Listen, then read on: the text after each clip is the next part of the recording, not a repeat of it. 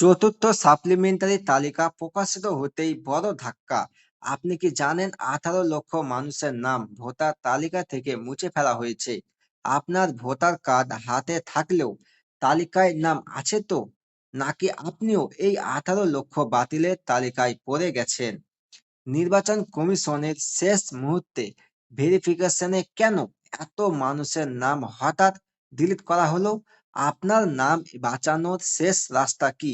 এই প্রতিটি প্রশ্নের উত্তর আজকের এই ভিডিওতে আমি আপনাদের দেব। তাই ভিডিওটি শুরু থেকে শেষ পর্যন্ত দেখুন। তোমরা যদি আমার চ্যানেলে নতুন হয়ে থাকো, চ্যানেলটিকে সাবস্ক্রাইব করে পাশে থাকা বেল আইকনটি অন করে দিবেন।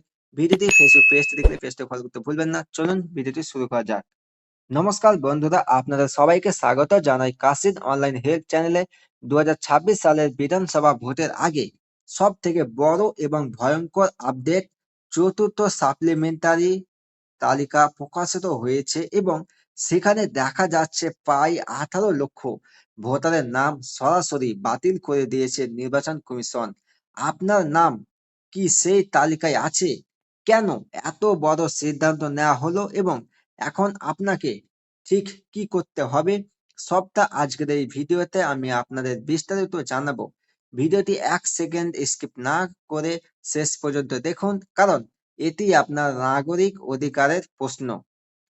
তো দেখুন, নির্বাচন কমিশন সূত্রে খবর, ভোটার ভেরিফিকেশনের চূড়ান্ত পর্যায়ে এই 18 লক্ষ নামে বড় ধরনের অসঙ্গতি পাওয়া গেছে। কেন এই নামগুলো বাদ গেল তার প্রধান কারণগুলো দেখে নিন। তো দেখুন, প্রথমে আসছে ভুয়া বা ডুপ্লিকেট এন্ট্রি। অনেকের নাম 2 বা তার বেশি জায়গায় ছিল, যা সফটওয়্যারের মাধ্যমে শনাক্ত করে স্থায়ীভাবে ডিলিট করে দেওয়া হয়েছে। 2 হচ্ছে বিএলও রিপোর্টে গরমিল। চতুর্থ সাপ্লিমেন্টারি তালিকার আগে বিএলওরা যখন বাড়ি বাড়ি তদন্তে গিয়েছিলেন, তখন যাদের পাওয়া যায়নি বা যাদের নথি অস্পষ্ট ছিল, তাদের নাম সরাসরি বাদ দেওয়া হয়েছে।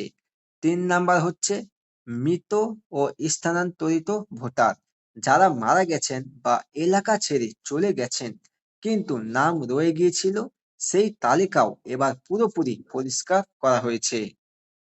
এখন প্রশ্ন উঠছে, তাহলে এখন আপনাদের করণীয় কি বা এখন আপনি কি করবেন?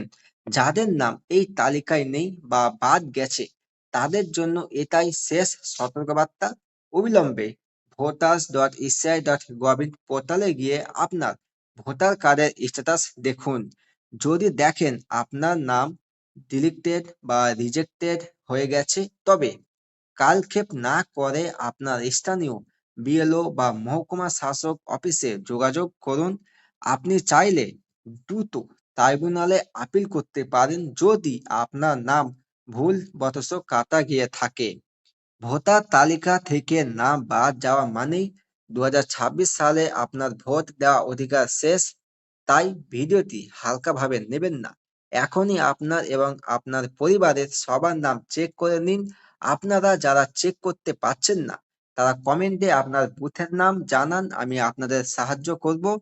ভিডিওটি ইনফরমেটিভ মনে হলে একটা লাইক করুন এবং বন্ধুদের সাথে প্রচুর পরিমাণে শেয়ার করুন, যাতে কেউ এই 18 লক্ষের তালিকায় না পড়ে। চ্যানেলে নতুন হয়ে থাকলে সাবস্ক্রাইব করে পাশে থাকুন। দেখা হচ্ছে পরবর্তী আপডেটের সঙ্গে। ততক্ষণ আপনারা সুস্থ থাকুন, ভালো থাকুন। ধন্যবাদ।